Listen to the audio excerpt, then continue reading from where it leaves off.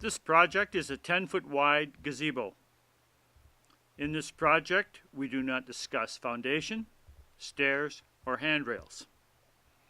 To complete this project, you will require a skill level of about 3 and a comprehension level of about 8. I would recommend that you download and print the PDF of the written instructions to follow along. The written instructions contain no bloatware or hidden sales gimmicks of any sort. A link for the PDF are in the description below.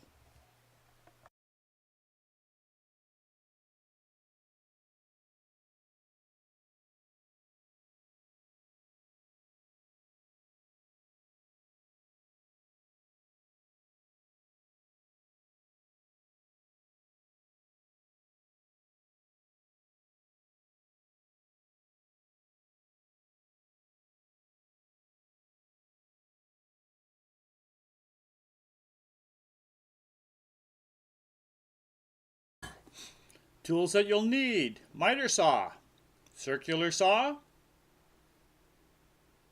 rafter square, sometimes known as a speed square, a drill, number 2 Robertson,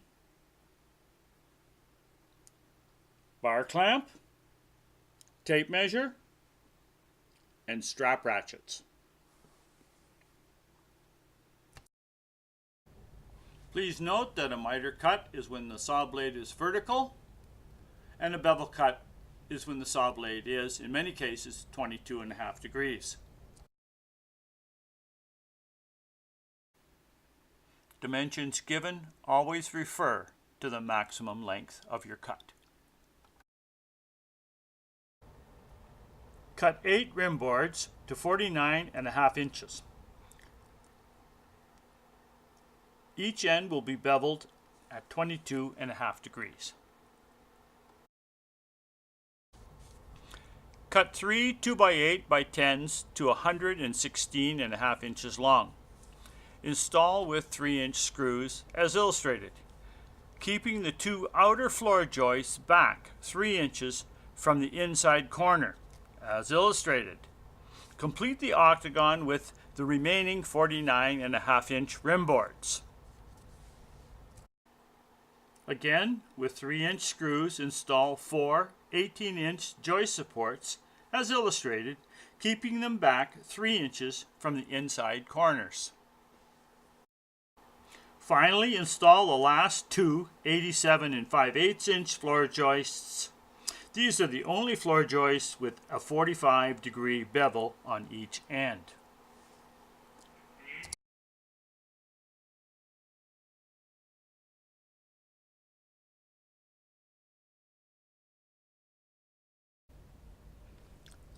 The next few pictures will show the assembly of the floor joists.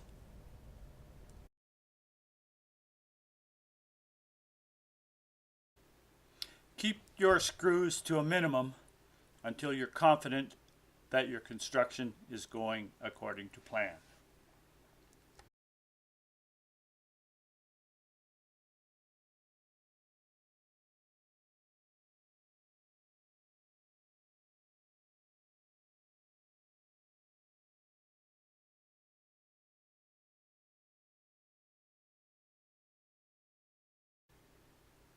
Post-construction is one of the most tedious parts of the gazebo construction. Posts constructed this method will show very little signs of warping or twisting.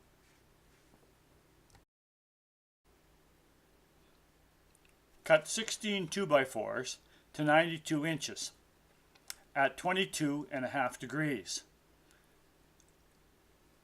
This will make 8 posts. Follow the wedge placement.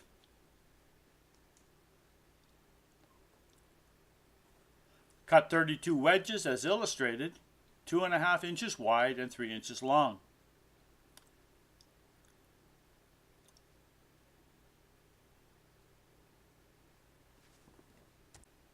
Here we're demonstrating the cutting of a wedge with a stop on the saw. Here's some wedges, 22.5 degrees and 22.5 degrees gives you a 45-degree wedge. Notice the placement of the wedge on the post. Very important.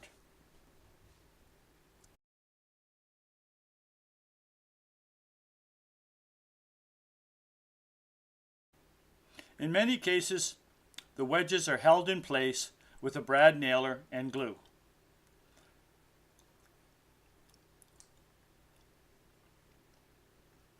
Screw the inside corner of the posts together as illustrated.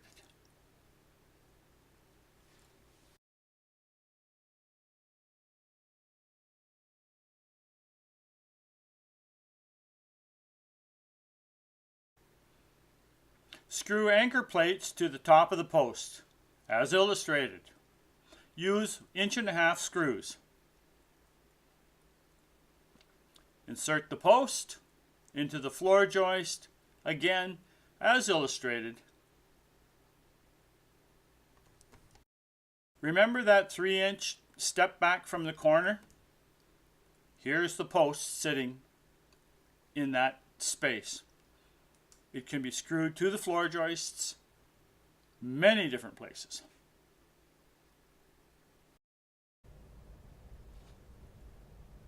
Keep the post flush with the bottom of the floor joists. Now let's look at what goes on at the top of the post.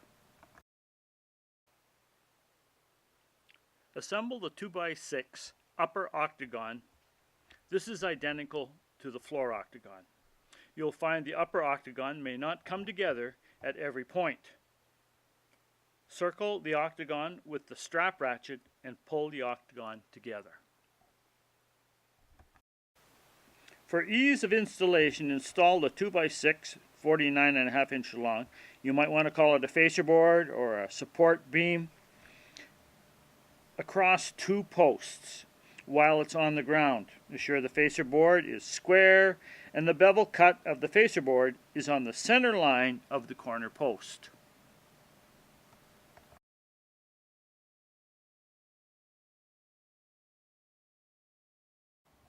Before any roof structure was installed, decking was complete.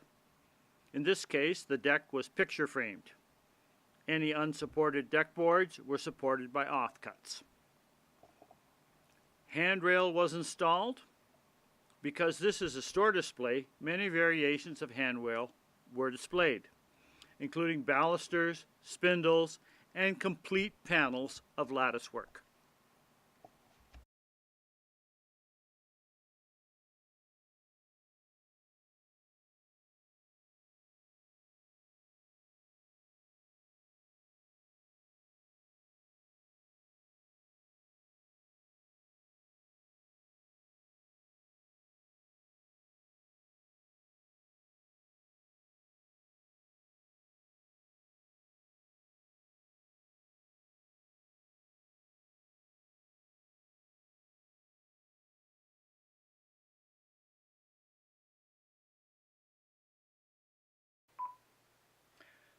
Build the one and only truss as illustrated and screw it on the top of 2 adjacent posts, sitting it into the anchor plate.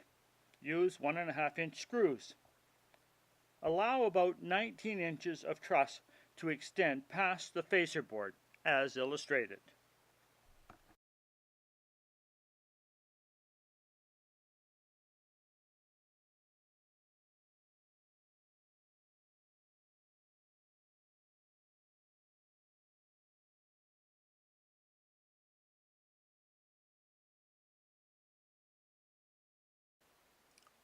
Roof structure sequence of events. The massive roof structure can get confusing for the beginner, and this is why you should download the written instructions. Once you understand what's going on in one segment of the roof, it simply repeats itself 7 more times. Just a reminder, all trusses and rafters are mitered at 22.5 degrees. 1. Truss is sitting on 2 adjacent posts held in place with anchor plates secured with 1.5-inch screws. Truss will extend about 19 inches past the inner facer board. 2. Rafters are held in place by anchor plates at the truss and on the posts and extend about 19 inches past the inner facer board. 3 is a jack rafter support, beveled at 45 degrees at a length of 22 inches. 4. Our jack rafter comes in at 77 inches and rides 2 inches above the jack rafter support. Items 5 and 7 are 2x4 construction for mid-panel support. Dimensions are in the PDF. 6. A facer board at about 60 inches.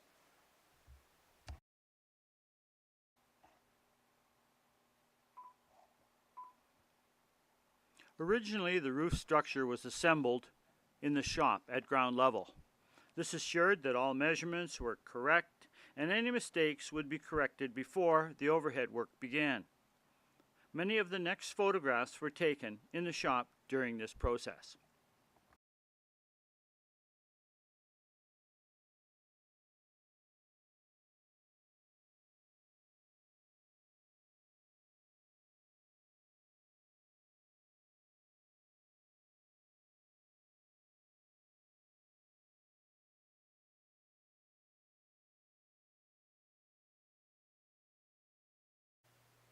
The next 4 photos demonstrate some of the overhead work and how the facer boards were installed. Of course, by now the wood had time to dry out and warp, and you can see where I used temporary blocking to support the facer boards and bar clamps to pull things together.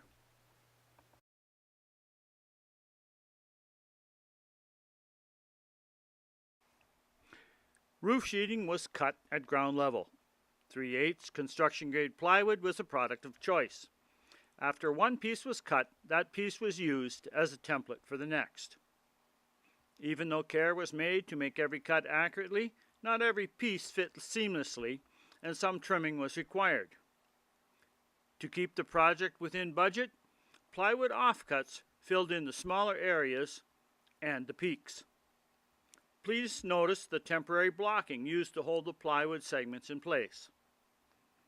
During the early stages, I used only a minimum number of screws to hold the plywood sheeting in place. When I was comfortable that everything was coming together and seams were relatively tight, I secured the plywood sheeting firmly with screws.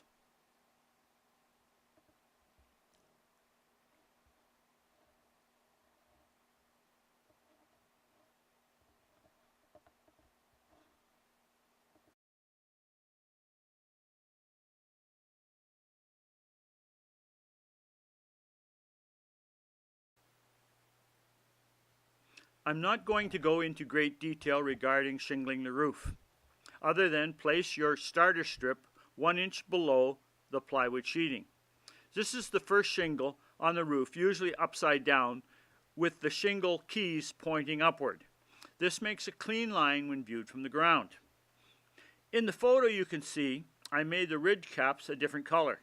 Well, I wouldn't do that again, it's far too time consuming. I might try forgetting the ridge caps altogether and try lacing one section over the other, which means a lot of roof activity. Or you could use a folded aluminum ridge cap on each peak.